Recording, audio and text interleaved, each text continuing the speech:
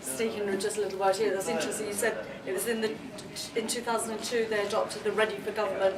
Just before, yes. The party was starting this plan. Yeah. We want to show voters that we are party ready for government. And because of that, a lot of the sort of professional media was brought in. And there is a terrible balance that one has to achieve, because you know yourselves the difficulty you have in messaging and getting the media to actually convey your policies to the greater public. So there's a balance to be struck there, and I think that's at the core of deciding, are you ready to go into government? But there was a genuine, was there not a genuine belief that you might double your numbers of TDs in 2007? Yes. There really was. Yeah. And then they knew that if they'd achieved that, yes, they would have some power. And they were so believing in that I think that they couldn't believe the disappointment and then that decision which they'd already sort of made in their minds, I should say. And a lot of the preparations were based on the assumption that the Greens would be going in with a Labour Party. So there would have been a buffer zone there and a support for social policies. I mean, the Labour Party in Ireland is fairly centre-left, but it still, at the end of the day, has a commitment and does put emphasis on, housing, health and education. Very important issues for Greens, as I'm sure the same here, key issues. And I think the party just took it for granted that we were going to do that. And instead, the members were bounced into this Fianna Fáil scenario, I believe. And if we can ask Dr. Joseph Healy, who's co-convener of Green Left, a member of GPTU, parliamentary candidate in Vauxhall in London, and has been a member of Green Islands Network for many years, although not currently. Thank you. Okay, thanks, Romaine. Like everybody else up here, I'm also of Irish background. I'm like Bronwyn, I'm from Dublin, and I'm part of the massive Irish diaspora which exists in the UK. And this has actually worked sometimes to my advantage.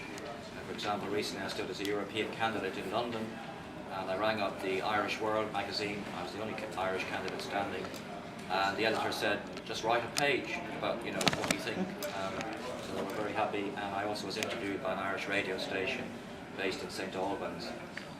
So I want to make the point that what happens in Ireland is not divorced from what happens here. There's a very big Irish community. They are aware of what's happening. They do read Irish newspapers. They do listen to Irish media. So we can't pretend that what happens over there has no bearing here. I recently wrote an article for Green Left Weekly. It's an Australian magazine about my experiences with the Irish Green Party over the last 3 years. And it received quite extensive coverage, and I'm sure there's been a fatwa issued against me in Dublin as a result of some of the things I said. So, well, I do go back regularly because my family are still there. I became involved in the Green Islands Network, which if people are not aware of is a sort of loose network with the European Green Party, and it includes all the Green parties in these islands. And as Romaine said, we had quite a difficult task, for example, getting the agreement between Northern Ireland and the Republic about forming a single Green Party. We did things like that. But we have regular meetings at each other's conferences and discuss a lot of the issues that happen in each other's countries. And that's really how I had my first contact with the Irish Greens, because I was a delegate and I was meeting them regularly. I only went to one conference. It was the same conference that Romaine went to, and yes, those descriptions of what happened are very accurate.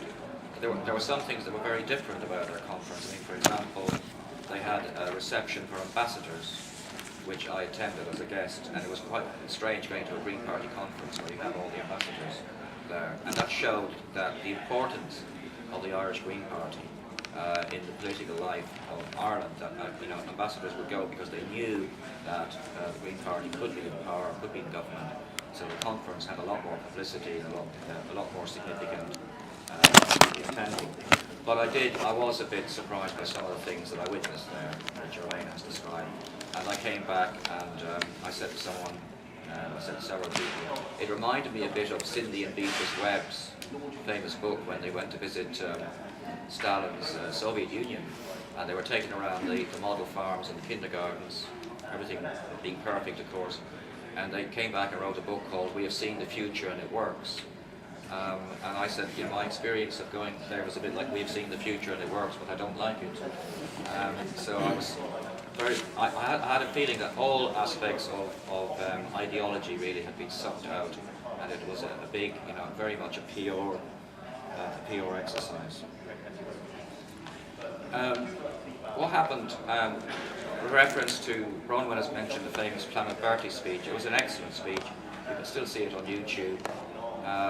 And it was quite clear what the Greens at that point felt about Fianna Fáil. It's quite ironic that John Gormley, who gave the speech, is now minister in that government. But in fact, we had a meeting of the Green Islands Network about a year later, and I won't name him because it was embarrassing, but there was an Irish Green councillor at that meeting, and one of the first points he made was